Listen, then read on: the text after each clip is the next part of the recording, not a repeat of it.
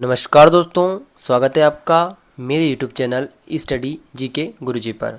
दोस्तों, आज की वीडियो में हम जानने वाले हैं चोरी किसे कहते हैं, चोरी करने पर कितनी सज़ा मिलती है। तो दोस्तों, ये पूरी जानकारी हम एक ही वीडियो में प्राप्त करेंगे।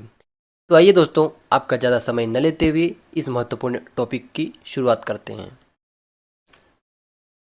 तो दोस्तों, चोरी से संबंधित प्रश्न अनेकों परीक्षाओं में पूछे जाते हैं। तो दोस्तों, आइए हम जान लेते हैं कि आपको उनके उत्तर कैसे लिखना है। प्रस्तावना। चोरी को भारतीय दंड संहिता के अध्याय 17 में धारा 378 से 382 तक में परिभाषित किया गया है।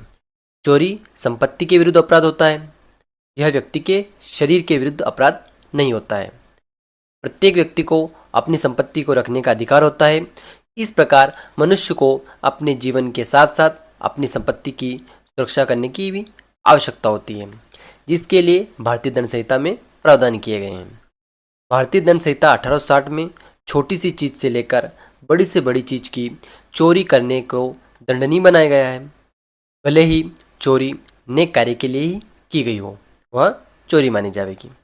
उदाहरण के लिए, एक भूखा व्यक्ति मिठाई की दुकान से अपनी भूख मिटाने के लिए कुछ मिठाइयाँ चुराता है, किंतु पकड़े जाने पर वह चोरी का दोषी होगा, क्योंकि दुकान के मालिक को सदोष हानिकारित होती है और उसकी संपत्ति को बेईमानी पूर्वक हटाया जाता है। आइए दोस्तों, हम दूसरा बिंदु चोरी का अर्थ भी देख लेते हैं। सामान्य भाषा में समझे तो चोरी से आशय किसी व्यक्ति के कब्जे में से उसकी संपत्ति या वस्तु को गायब करना है या हटाना होता है, जो कि बेईमानी पूर्वक हटाई जाती है, ताकि जिसके कब्जे में से उस संपत्ति को हटाया जाता है उसको सदोष हानि हो। तो दोस्तों, आप समझ गए होंगे कि चोरी का अर्थ क्या होता है। चोरी से आशय यह होता है कि एक व्यक्ति के कब्जे में से उसकी संपत्ति को हटा दिया जाता है या गायब कर दिया जाता है। दोस्तों, जब वह संपत्ति हटाई जाती है या गायब की जाती है तो वह बेईमानी पूर्वक हटाई जाती है, ताकि जो व्यक्ति उस संपत्ति का वास्तविक मालिक होता है या जिसके कब्जे में वह संपत्ति होती है उसको सदोष हानि कारित हो सके या किसी अन्य व्यक्ति को सदोष लाभ कारित हो सके। तो आइए दोस्तों, हम भारतीय दंड संहिता 1860 के अनुसार चोरी की परिभाषा जो है उसे भी देख लेते हैं। भारतीय दंड संहिता 1860 के अनुसार जो चोरी की परिभाषा है, उसी में चोरी के जो आवश्यक तत्व हैं वह दिए हुए हैं। तो आइए दोस्तों, हम एक एक करके उन सबको भी देख लेंगे। मैंने चोरी के आवश्यक तत्वों को चोरी की परिभाषा में अंडरलाइन कर दिया है, जिससे आपको और अधिक आसानी से समझ में आ सके।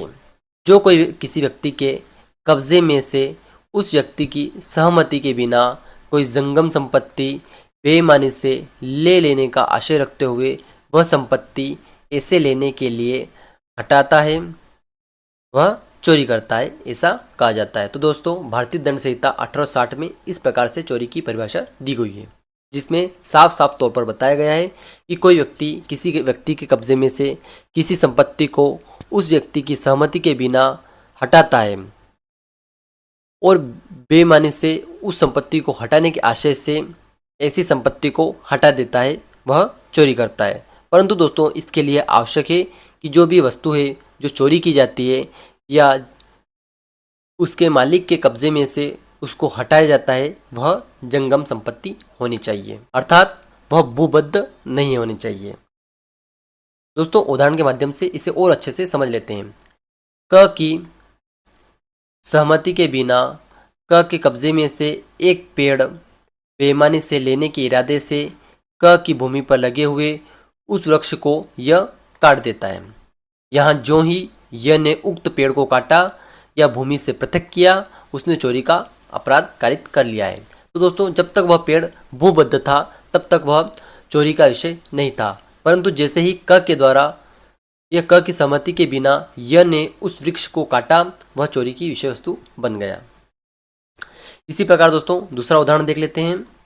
जब राम के द्वारा अपने जेब में रखी हुई बिस्किट निकालकर एक कुत्ते को अपने पीछे चलने के लिए विवश किया जाता है या ललचाया जाता है, और यदि राम का आशय उस कुत्ते को उसके मालिक की सहमति के बिना बेईमानी पूर्वक लेने का हो, तो जैसे ही वह कुत्ता उस उत्प्रेरण के कारण राम के पीछे पीछे चल पड़ता है, उसने चोरी का अपराध कारित कर लिया है। आइए दोस्तों, हम चोरी के आवश्यक तत्वों को भी समझ लेते हैं।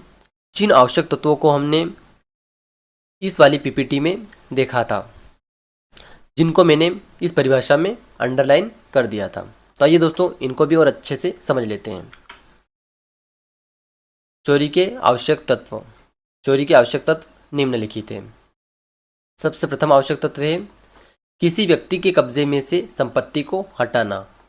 तो दोस्तों चोरी के लिए एक आवश्यक होता है कि किसी व्यक्ति की संपत्ति को उसके कब्जे में से हटाया जाना चाहिए। चोरी के लिए यह अति आवश्यक है कि वस्तु या संपत्ति उसके मालिक या आधिपत्यधारी के कब्जे में हो।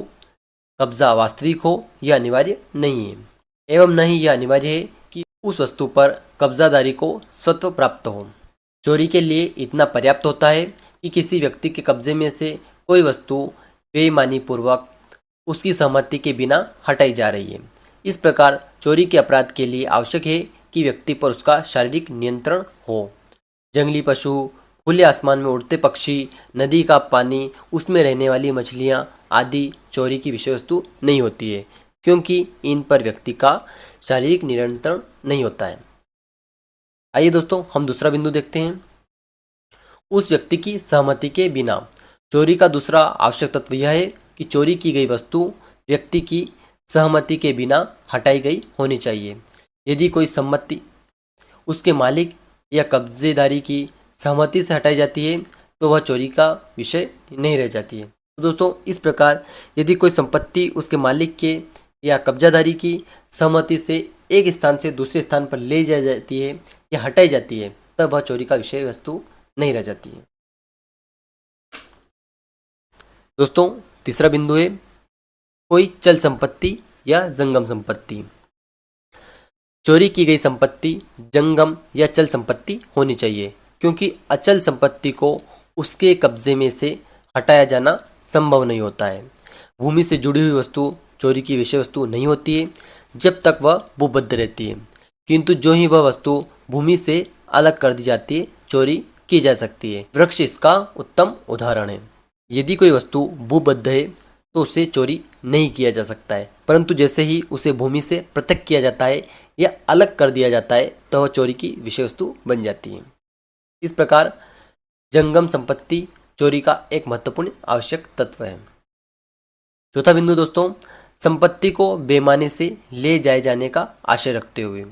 चोरी के अपराध के लिए बेईमानी से किसी संपत्ति को हटाए जाने का आशय होना चाहिए। बेईमानी से आशय सदोष लाभ तथा सदोष हानि से होता है। तो दोस्तों सदोष लाभ और सदोष हानि को आपने मेरे पिछले वीडियो में अच्छे से समझ लिया होगा। यदि आपने अभी तक वह वीडियो नहीं देखा है तो जल्दी से जाकर सदोष लाभ और सदोष हानि से संबंधित वीडियो को देख लीजिए, जिसमें आपको बेईमानी से सदोष लाभ और सदोष हानि से संबंधित सभी डाउट्स क्लियर हो जाएंगे। तो दोस्तों यदि आसान भाषा में समझे तो सदोष लाभ का अर्थ यह होता है कि जिस व्यक्ति को लाभ पहुंचाया जाता है वह उस संपत्ति का हकदार नहीं होता है या उस लाभ का हकदार नहीं होता है। और सदोष हानि से अर्थ यह होता है कि जिस व्यक्ति को वह हानि होती है वह उस संपत्ति का वास्तविक स्वामी होता है। चोरी में कोई वस्तु चोरी की जाती है तो वह उसके वास्तविक स्वामी से अलग कर दी जाती है, जिससे उसके वास्तविक स्वामी को हानि होती है। इस प्रकार यह सदोष हानि होती है। एवं दूसरी तरफ देखें तो जो व्यक्ति ऐसी वस्तु को प्राप्त करने का अधिकारी नहीं होता है वह व्यक्ति ऐसी वस्तु का लाभ प्राप्त कर लेता है, तो इस प्रकार से यह सदोष लाभ होगा। तो दोस्तों इस प्रकार से बेईमानी से कोई व्यक्ति किसी संपत्ति को प्राप्त करता है तो वह भी चोरी मानी जाएगी। अगला बिंदु है आपका हटाना। चोरी के अपराध के लिए किसी वस्तु का उसके स्थान से हटाया जाना आवश्यक है जिस पर उसके मालिक ने उसे रखा या स्थापित किया था। आंग्ल विधि में स्थायी रूप से हटाया जाना आवश्यक होता है, जबकि भारतीय विधि में मामूली सा हटाया जाना भी चोरी के अपराध के लिए पर्याप्त होता है। तो दोस्तों अंग्रेजी विधि जो है या आंग्ल विधि जो है उसमें किसी वस्तु को जिस स्थान पर वह रखी हुई होती है वहाँ से स्थायी तौर पर हटाना आवश्यक होता है, तभी चोरी का गठन होता है। परंतु भारतीय विधि में ऐसा नहीं होता है। किसी वस्तु को उसके स्थान से मामूली सा हटाया जाता है और वापस रख दिया जाता है, फिर भी वह चोरी का रूप धारण कर लेती है या चोरी का अपराध घटित हो जाता है। तो आइए दोस्तों, अब हम जान लेते हैं भारतीय दंड संहिता के अनुसार चोरी के लिए कितनी सजा होती है। भारतीय दंड संहिता 1860 की धारा 379 में चोरी के लिए सजा का प्रावधान किया गया है, जिसके अनुसार जो कोई व्यक्ति चोरी करेगा वह दोनों में से किसी भी भांति के कारावास से, जिसकी अवधि 3 वर्ष तक की हो सकेगी, या जुर्माने से अर्थात फाइन से, या दोनों से दंडित किया जाएगा। इस प्रकार दोस्तों चोरी के लिए 3 प्रकार की सजा का प्रावधान किया गया है। प्रथम 3 वर्ष का कारावास, जो कि सादा या कठोर हो सकेगा। दूसरा जुर्माना, जो न्यायालय के विवेक के अनुसार दिया जाएगा। एवं तृतीय, या दोनों अर्थात कारावास भी दिया जा सकता है और साथ में जुर्माना भी या फाइन भी दिया जा सकता है। आशा करता हूँ दोस्तों आपको आज का टॉपिक समझ में आ गया होगा। तो दोस्तों यदि आप पीडीएफ डाउनलोड करना चाहते हैं तो नीचे डिस्क्रिप्शन में दिए हुए लिंक पर क्लिक करके आप पीडीएफ को डाउनलोड कर सकते हैं। साथ ही हमारे अन्य सोशल मीडिया प्लेटफॉर्म से डिस्क्रिप्शन में जाकर भी आप जुड़ सकते हैं। धन्यवाद दोस्तों। आपको वीडियो अच्छा लगा हो तो वीडियो को लाइक कर दीजिएगा, कमेंट कर दीजिएगा और वीडियो को अधिक से अधिक संख्या में शेयर कर दीजिएगा। दोस्तों यदि आप ऐसी ही अन्य वीडियो देखना चाहते हैं तो हमारे चैनल को सब्सक्राइब कर दीजिए। मिलते हैं नई वीडियो में, तब तक के लिए जय हिंद, जय भारत।